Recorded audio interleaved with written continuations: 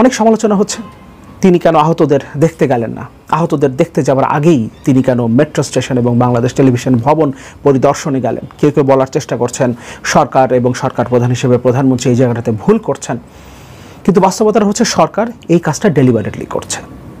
কারণ সরকার এবং সরকার প্রধান হিসেবে প্রধানমন্ত্রী খুব ভালো করে জানেন এই সরকারের প্রতি কোনোভাবেই দেশের জনগণের সহানুভূতি বা সমর্থন ফিরিয়ে আনা সম্ভব না। সরকার এখন যেটা করবার চেষ্টা করছে, তারা সারা পৃথিবীকে দেখানোর চেষ্টা করছে কিভাবে বাংলাদেশের রাষ্ট্রীয় সম্পদের উপরে ধ্বংসযজ্ঞ চালানো হয়েছে, এবং বাংলাদেশের মিডিয়াতে এই ছবিগুলো সামনে নিয়ে এসে সেটা সারা পৃথিবীতে ছড়িয়ে দেবার একটা চেষ্টা করছে সরকার। কিন্তু বাংলাদেশের মিডিয়া কিংবা বাংলাদেশ সরকারের ওপরে নির্ভরশীল হয়ে আন্তর্জাতিক বিশ্ব আর বাংলাদেশের পরিস্থিতিকে দেখছে না।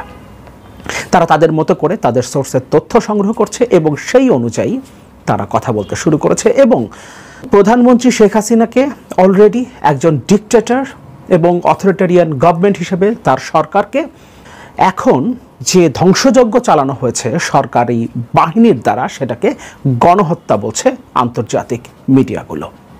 প্রধানমন্ত্রী শেখ হাসিনা এবং তার সরকারের উপরে আন্তর্জাতিক নিষেধাজ্ঞা আরোপের আলোচনাটাও শুরু হয়েছে। পাশাপাশি সেনাবাহিনী যে ভূমিকাটা পালন করেছে এই কারণে।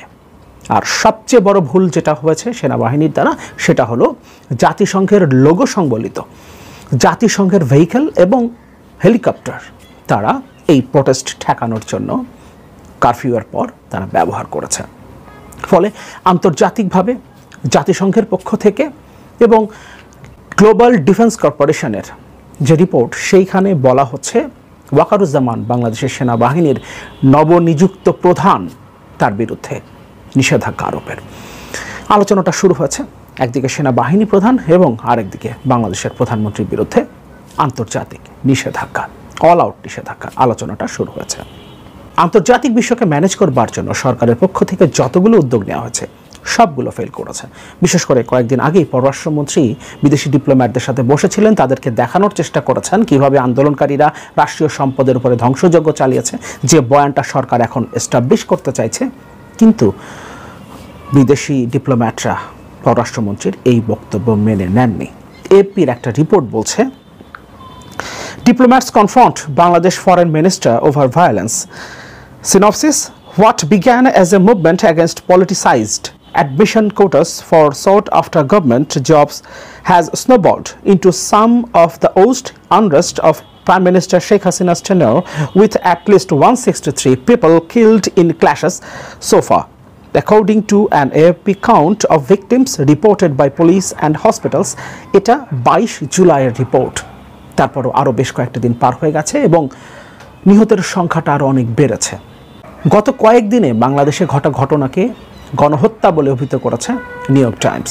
আমরা সেই রিপোর্টটা দেখব এবং এই রিপোর্টের সাথেই প্রধানমন্ত্রী শেখ হাসিনার বিরুদ্ধে আন্তর্জাতিক নিষেধাজ্ঞার যে আলোচনাটা রয়েছে সেই বিষয়টা নিয়ে আলোচনা করব। তার আগে গ্লোবাল ডিফেন্স কর্পোরেশন বাংলাদেশের সেনাপ্রধান ওয়াকারুজ্জামানের বিরুদ্ধে নিষেধাজ্ঞার যে আলোচনাটা করেছে সেই রিপোর্টটা একটু দেখি। এখানে বলছে, Bangladesh army general Waker-Uz-Zaman could face western sanctions and international criminal court for deploying UN marked vehicles to shoot protesters. অনেক প্রমাণ আছে। আল জাজিরা ভিডিও প্রকাশ করছে তাদের রিপোর্টে। ইউনাইটেড নেশনসের লোগো সংবলিত এই ভেহিকেলগুলো ব্যবহৃত হচ্ছে, এমনকি হেলিকপ্টার ব্যবহার করা হয়েছে। এবং গ্লোবাল ডিফেন্স কর্পোরেশন বলছে বাংলাদেশের সেনাবাহিনী প্রধান জেনারেল ওয়াকারুজ্জামানের বিরুদ্ধে মার্কিন যুক্তরাষ্ট্র সহ পশ্চিমা বিশ্বের স্যাংশন এবং ইন্টারন্যাশনাল ক্রিমিনাল কোর্টে তার বিচার হতে পারে। ইতোমধ্যে নিশ্চয় আমরা জেনে গেছি জাতিসংঘের মানবাধিকার হাই কমিশনার ভলকার তুর্ক নিহতদের তালিকা চেয়েছে বাংলাদেশ সরকারের কাছে, সেটাও দ্রুততম সময়ের মধ্যে। এবং জাতিসংঘ মহাসচিব কড়া প্রতিক্রিয়া জানিয়েছে বাংলাদেশ সেনাবাহিনী যেভাবে গত কয়েকদিনের হত্যাযজ্ঞে জাতিসংঘের লোগো সংবলিত হেলিকপ্টার এবং ভেহিকেল ব্যবহার করেছে সেই বিষয়ে। এই ব্যাপারটা নিয়ে আমি কথা বলেছি আমার আগের ভিডিওতে, যারা দেখেননি দেখে নিতে পারেন। আমি এই ভিডিওর ডেসক্রিপশানে আগের ভিডিওর লিঙ্কটাও দিয়ে দিব।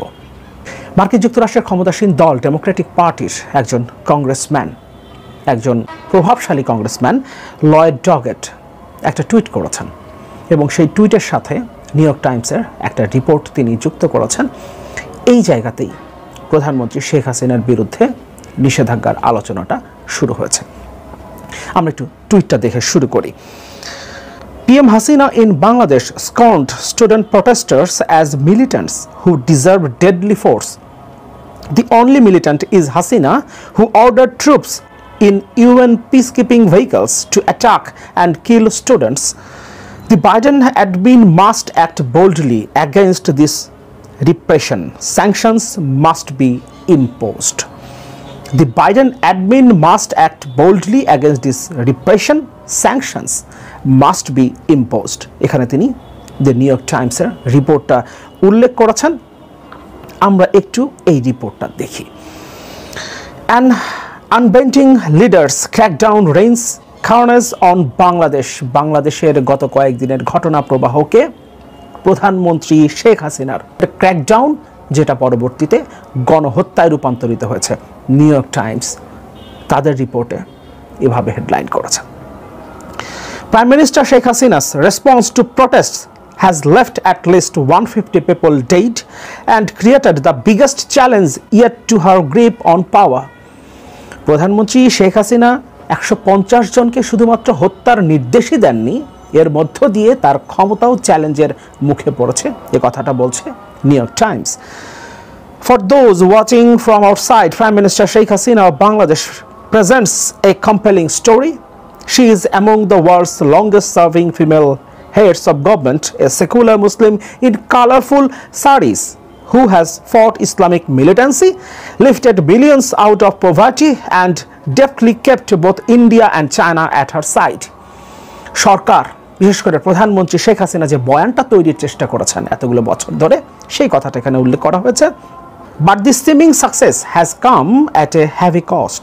Over the past 15 years, Ms. Hasina has deeply entrenched her authority and divided this nation of 170 million people.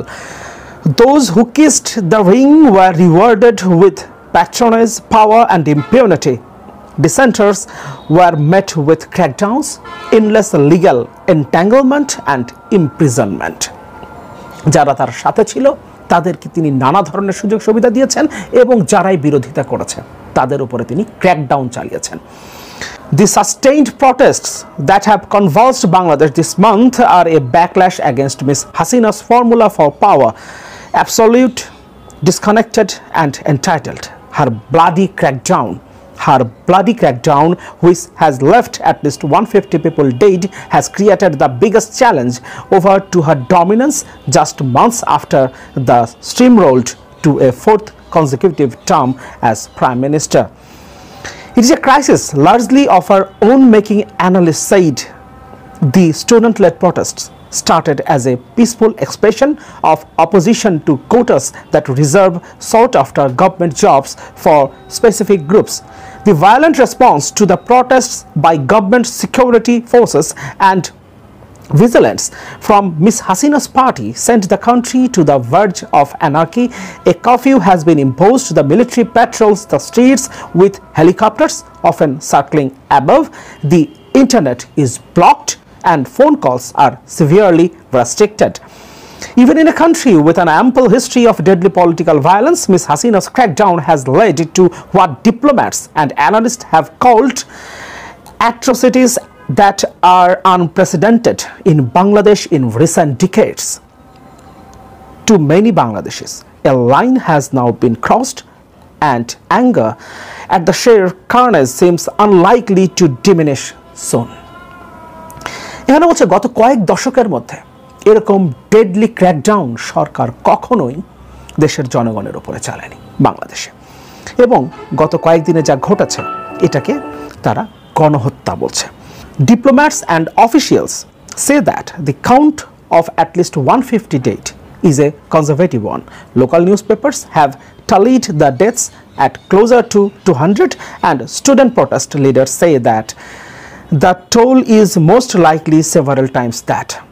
Hundreds have been swept into jails in Dhaka alone. Sending in the troops, Sheikh Hasina 76 has deployed every force at her service onto the states, including the feared paramilitary unit whose leaders have been in the past faced international sanctions over allegations for torture, extrajudicial killings, and forced disappearances. The communications blackout, which the government claims is intended to stop the spread of disinformation, has covered up the extent of the slaughter. Grainy cell phone footage that has managed to emerge shows security officers aiming and firing at protesters or dumping bodies nonchalantly on the road. At the Dhaka Medical College Hospital, an overcrowded public facility journalists saw extensive evidence of the brutality. At least 39 people have been admitted with injuries to their eyes from pellet guns or rubber bullets. Doctors said at least half of them were in danger of losing sight in one or both eyes.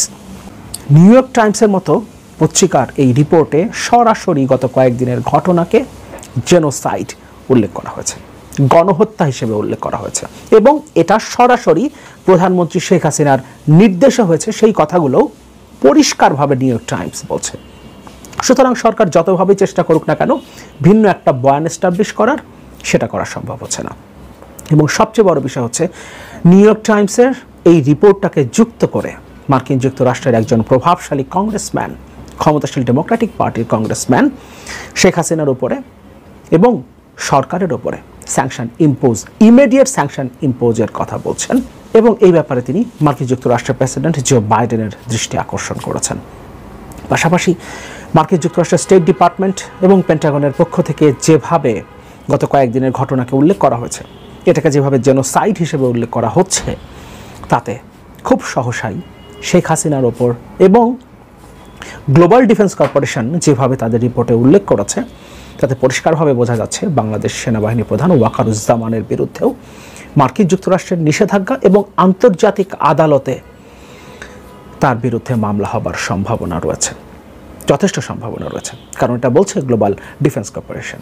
ফলে স্বাভাবিকভাবেই যে আন্দোলনটা শুরু হয়েছে, এই আন্দোলন বর্তমান ক্ষমতাসীন সরকারের জন্য সবচেয়ে